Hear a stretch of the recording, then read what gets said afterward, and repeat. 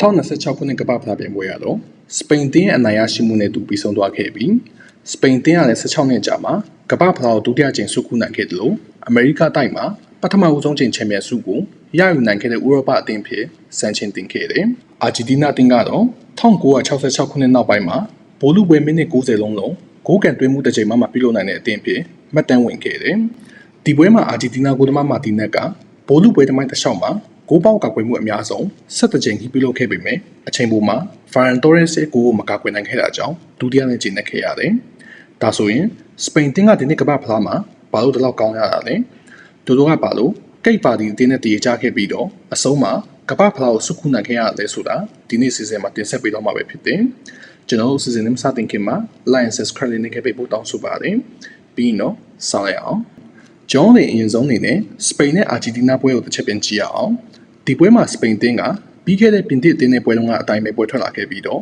အာဂျီတီးနားအသင်းကအင်္ဂလန်အသင်းနဲ့ပွဲလုံးကမိုဒီနာရဲ့နေရာမှာမွန်တီယဲနဲ့အပြောင်းအလဲလုပ်ခဲ့တယ်လို့စီမိုနီနဲ့ပါရီတက်တို့ရဲ့နေရာမှာဒီပေါ်နီကိုကွန်ဇာလက်တို့နဲ့ပွဲထွက်လာခဲ့တယ်။ပွဲစားနဲ့စပိန်တင်းကတောင်ပန်နှစ်ဖက်ကတိုက်စစ်ဆင်မှုတွေနဲ့တောက်လျှောက်ဖိအားပေးလာခဲ့တယ်လို့လမိုင်းယာမဲနဲ့အော်ရာဇာပေတို့ရဲ့ဂိုးပေါက်ကန်သွင်းမှုတွေကလည်းအာဂျီတီးနားအသင်းရဲ့ဂိုးပေါက်ကိုတောက်လျှောက်ချိန်ချောက်ခဲ့တယ်။အာဂျီတီးနားဘက်ကတော့ထိရောက်တဲ့တိုက်စစ်ဆင်မှုတွေမလုပ်နိုင်တဲ့အပြင်ရလာတဲ့တံပြန်ခွင့်ရည်တွေကလည်းစပိန်အသင်းရဲ့ကွင်းတွေကိုမကျော်နိုင်ခဲ့ဘူး။အာဂျီတီးနားအသင်းကဒီနေ့ကမ္ဘာ့ဖလားပြိုင်ပွဲတချို့တွေမှာရုန်းကန်ခဲ့ရတယ်ဆိုပေမဲ့စပိန်အသင်းရဲ့ပွဲမှာတော့ဆိုဆိုဝါးမဖြစ်ခဲ့ဘူး။ကွင်းလယ်ကအန်ဇိုမက်အလစ်စတာနဲ့ဒီပေါ်တို့အစုဖွဲ့တွေ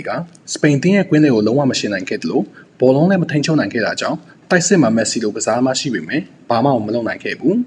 ဒုတိယပိုင်းပါရီတဲဝင်လာပြီးတဲ့နောက်ပိုင်းမှာတော့ပွဲရလည်းမထင်ထားတဲ့အခြေအနေတစ်ခုကိုရောက်သွားခဲ့တယ်စပိန်တင်းရဲ့ကောင်းမွန်တဲ့ position play အောက်မှာအာဂျီတီးနားကစားသမားတွေကအလှုပ်ရှုပ်ခဲ့ကြတယ်လို့ပြစ်ဒဏ်ကျူးလွန်မှုတွေကလည်းပိုများလာခဲ့တယ်နောက်ဆုံးမှာတော့အန်ဇိုကကြမ်းတမ်းတဲ့ဖြစ်ထုတ်မှုတွေကြောင့်နဝါဒနီနဲ့ထုတ်ပယ်ခံခဲ့ရတယ်လို့အာဂျီတီးနားအသင်းကလည်းခြေဆွဲမတာတဲ့အပြင်တယောက်ရောအနေထားနဲ့ပါအချိန်ပိုပြီးဆက်ကစားခဲ့ရတယ်။အချိန်ပို106မိနစ်မှာတော့တောင်ပန်ကနီကိုဝီလီယံရဲ့ကောင်းတိုက်ချပေးမှုကိုဖာရန်တိုရဲကပိတ်သွင်းခဲ့ပြီးတော့စပိန်အသင်းအတွက်တလုံးထဲတော့အနိုင်ဂိုးကိုတွင်းယူပေးခဲ့တယ်။ဒီပွဲမတိုင်ခင်မှာဆိုရင်အပိုင်ခွင့်ရေးတွေလွဲချော်မှုနဲ့အတူဖာရန်တိုရဲကတောက်လျှောက်ဝေဖန်ခံနေရတာပဲဖြစ်တယ်။ဒါပေမဲ့ဒီပွဲမှာတော့အခွင့်အရေးကိုအကောင်းဆုံးသုံးချနိုင်ခဲ့တယ်လို့စပိန်အသင်းအတွက်ချန်ပီယံဆုရယူပေးခဲ့ပြီးတော့မက်ဆီရဲ့ကမ္ဘာ့ဖလားနောက်ဆုံးပွဲကိုနှမျောစရာနဲ့အဆုံးသတ်စေခဲ့တယ်။ပွဲပြီးမှာတော့ပြဿနာတွေတောက်လျှောက်ရှာနေတဲ့ပါရီတက်ကလည်းအနီးကပ်ပြသခံခဲ့ရတယ်လို့အခက်မသိရင်နောက်ဆက်တွဲစစ်ဆေးမှုတွေနဲ့အတူပွဲပယ်ခံရဖို့ထိပါရှိတယ်။ကျွန်တော်တို့ဒီပွဲကိုကြည့်ပြီးမှတော့စပိန်တင်းရဲ့နီးပြဒီလာဖွန်တေးကိုအရင်ဆုံးချီးကျူးရမှာပဲဖြစ်တယ်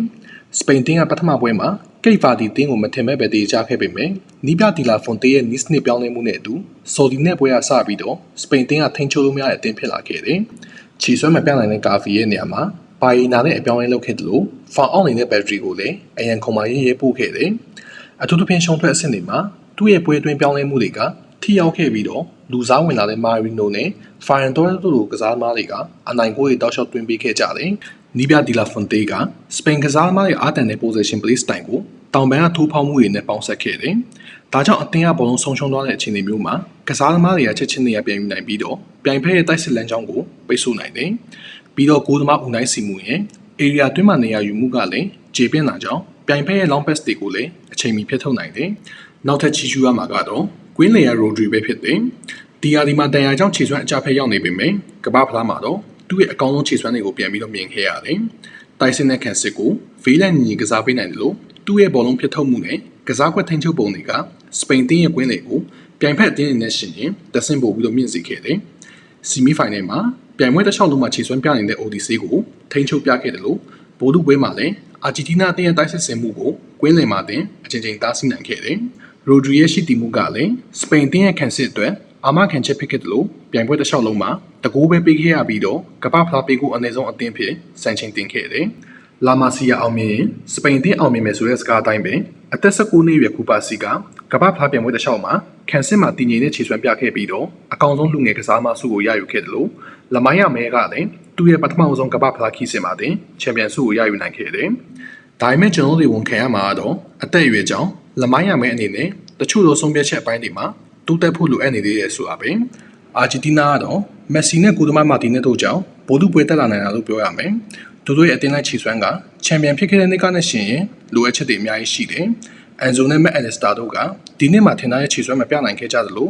အနားယူသွားတဲ့ဒီမာရီယာရဲ့နေရာကိုလည်းအစားမထိုးနိုင်ခဲ့ဘူး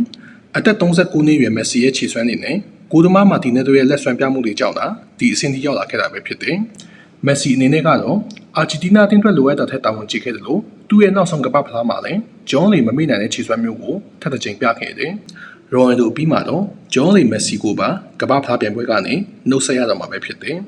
သူတို့နှစ်ယောက်လုံးကအကောင်းဆုံးခြေစွမ်းတွေနဲ့နှစ်ကြာကာလတွေမှာဂျွန်လီမမေ့နိုင်တဲ့အခိုက်အတန့်တွေကိုအများကြီးချန်ထားပေးခဲ့တယ်